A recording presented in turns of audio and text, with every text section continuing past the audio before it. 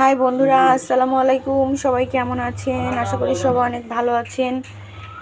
এটা হচ্ছে আমের জুস তৈরি করা হচ্ছে এখানে। এর মধ্যে হচ্ছে তেঁতুল আম।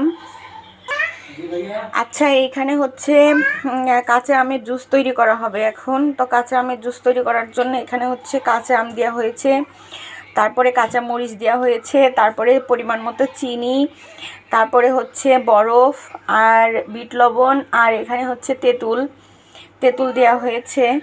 তো সব দিয়ে এখন হচ্ছে ব্লেন্ড করা হবে। আমাদের বাসার কিন্তু স্পেশাল শেপ এটা তৈরি করে। স্পেশাল